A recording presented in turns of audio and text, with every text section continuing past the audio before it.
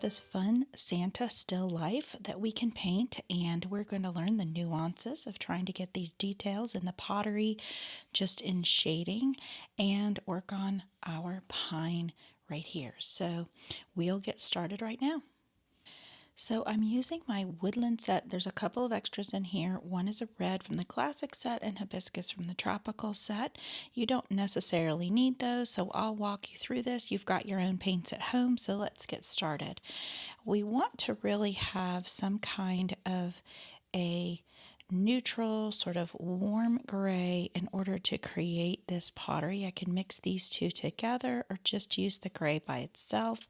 We're going to come in here and let's just start with something easy. Let's go along this handle and just lay down a little bead of watercolor. You can add another one. They don't necessarily have to touch here. And then we'll go and get underneath Santa's eyes here as he's smiling and just put a bead of color on the top of his nose. We can always go back and add in more, but you definitely want to have a nice light pigment in your first pass here. You can always try it out on your paint strip just to make sure it's something that you like. And now I'm going to add a little bit more gray here just to kind of indicate a shadow. So if you've got a black and you're bringing it down to gray, or you're adding a little bit of brown to it, you'll get that same sort of effect. This piece of pottery here could be pink, it could be red. See, that's a little bit on the dark side, but I'm kind of adding some dark accents in here. Now, I'm not touching the place where my cheeks are, or it'll just blend together. If that happens, you can always use your paper towel to kind of sop that up and add that here. We're just kind of getting some of these more shadowed areas. Get in between some of this pine and greenery up here. Okay, now I'll go in a little bit on his beard. All I'm doing is just creating a little shadow so that we understand that it is a Santa face, even though it's not exactly painted. This line is kind of strong, so I'm going to take a clear brush and kind of loosen that up just to blend it a little bit. And like I said, you can take your paper towel very carefully in the one area that you may want to change, and you can wait for that to dry before you go back in. You can follow these lines that I've drawn here for you, or you can create some of your own if you'd like. So now that we've got that, I've got a clear brush here, and I'm just kind of having some of that travel, getting rid of some of the hard lines, but I'm going to let that just dry as it is, and we can come back later. So now we'll do something similar with our vessel up here. We're going to do the top first. Kind of turn our page so we don't put our hand in our painting over here.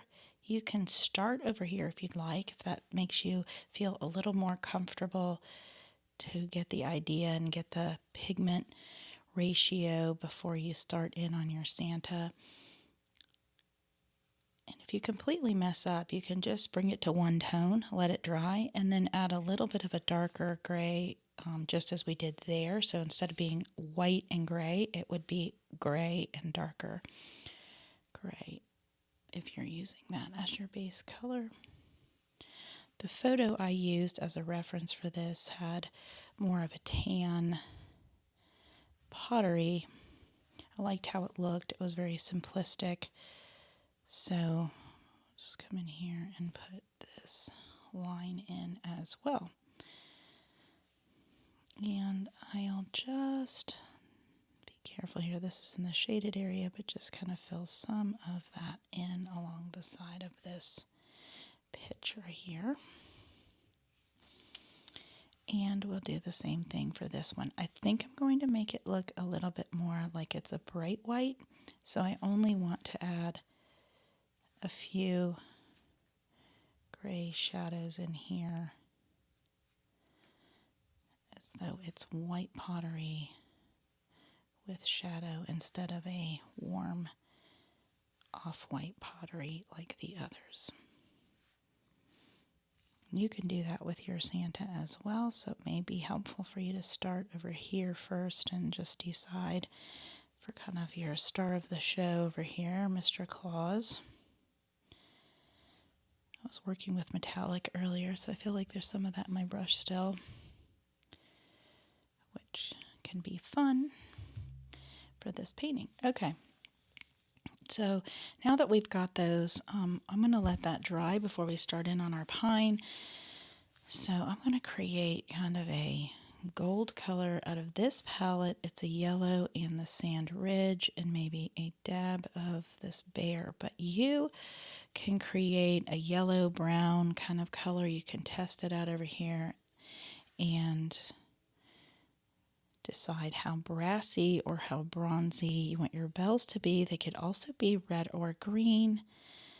We see that at the holidays, so really you get to create your own still lifescape in the colorways you'd want. Maybe you've got a theme at your home, you want to put this out, so maybe you've got turquoise and pink, or it's silver and green, or red and gold, so you can just decide what colors you'd like to use. So I'm going to draw a strong line here and on the outside and kind of carefully fill that in. In these little corners, you just want to use the very end of your brush. I hope you have this small water brush like I do to do these take and paints, because the detail is just too hard if you've got kind of a fat brush you're filling with a ton of water. So you'll want to have a fine tip brush, whether it's a water brush or not. And I want this to be in the background, so that handle has to stay in the foreground or it'll end up looking funny. And I need to come right to that edge there. Okay, clearing my brush. Now I'm going to take very carefully some water and just start to touch. Don't get it in your handle, just igniting that line. Pushing the water carefully around the handle. It may be easier for you to try this over here first. I only did it on this area just so we didn't put our hand in it.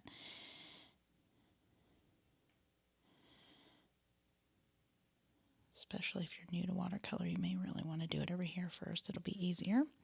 And I used foxberry here, so it's like kind of a cranberry red, which works really nice for this still life. Okay, and now I'll move on to this one so you can kind of see a little better how I'm going to do this. Now, if you painted this in a different order and your Santa is a little bit wet, just don't start this yet.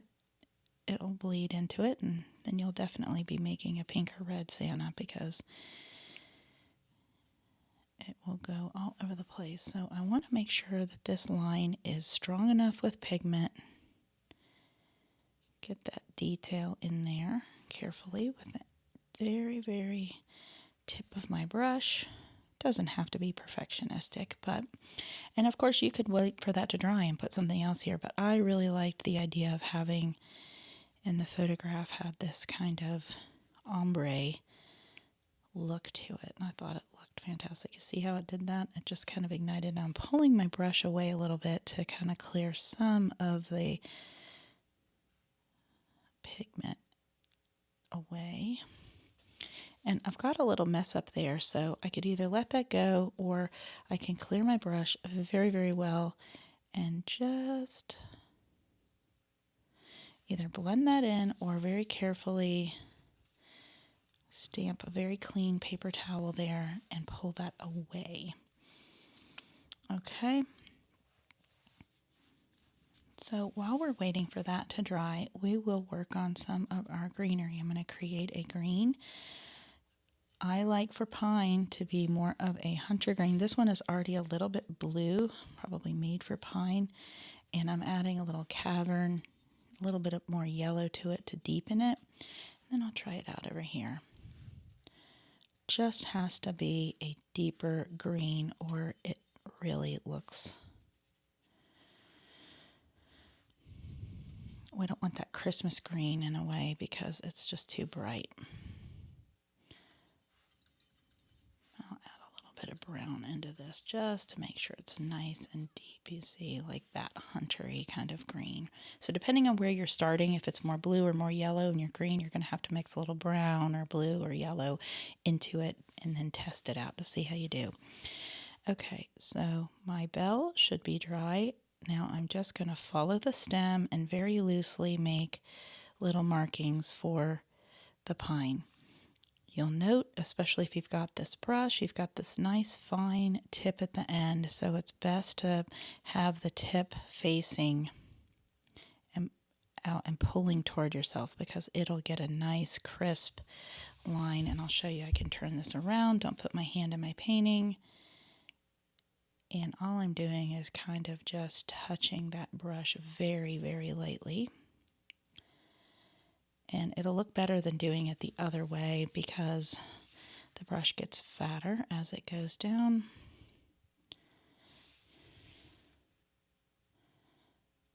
So you kind of see that. And then I've done that, so I have to be careful I don't put my hand in it when I start working on some of these other things. So while that's drying a little bit, I'm going to go into this dish here. I can draw a nice little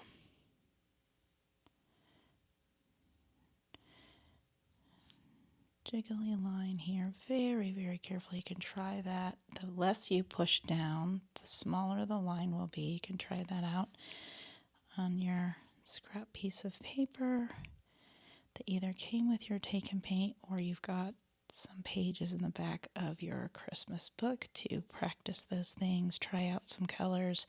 You can even pull that page or trim it out of your book if you'd like to have it sitting beside you, but it's there as a resource to kind of help you develop your colors and not end up with something you really don't like. And let's see, let's get this little line back here.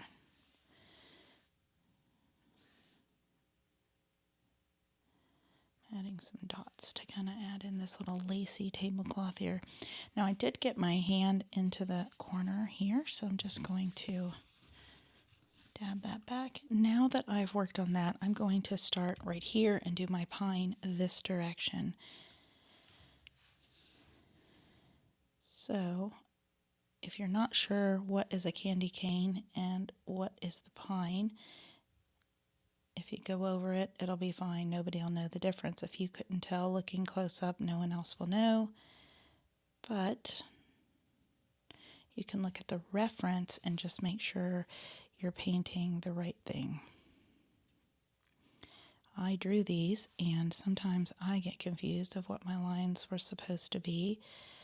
So I look at a photograph and just kind of decide out of the photograph what I can keep and not keep, what's paintable, or what would be too hard for people just to pick up. This is a little more detailed than some of my other take and paints, which makes it fun. It's not necessarily harder because you have a lot more lines to use as a guide, but it does take a little bit more time to paint it all in. And certainly you may need to use your glasses so you can see all these little lines. And like I said, I'm pulling toward the branch, as you see, because it gives me a smaller line at the tip. And some of them, if they end up with too square of a needle at the end, I might go and in a few places just kind of wisp some needles in just to, and see that has a lot of water in it versus pigment, so I really need to, it's harder when you mix, there's a little more water in there, so I need to make sure to get enough, like maybe go to the edges where it's pooling so that's nice and dark.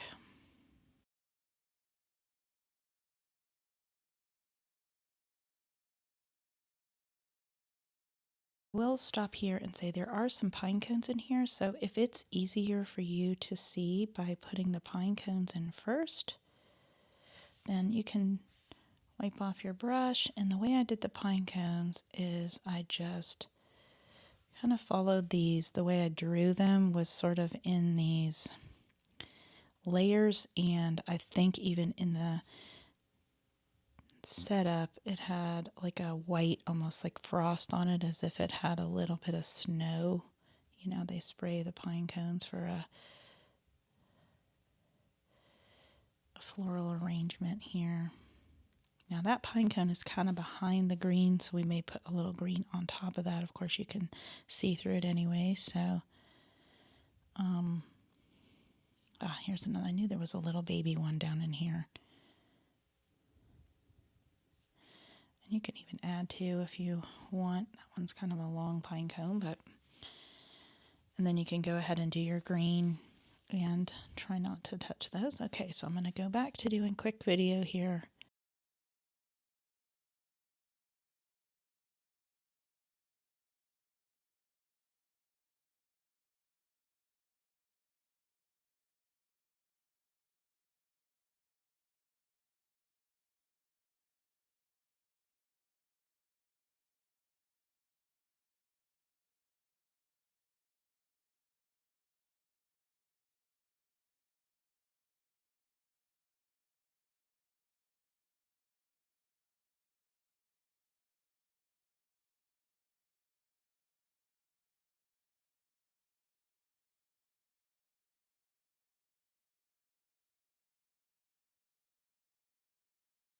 Okay, so this is a good first pass. Now we may want to come back in with another layer of either the same green, or I would suggest maybe adding a little more brown and filling that in so there's not as much white space, but we want to at least still have and maintain that they're needles.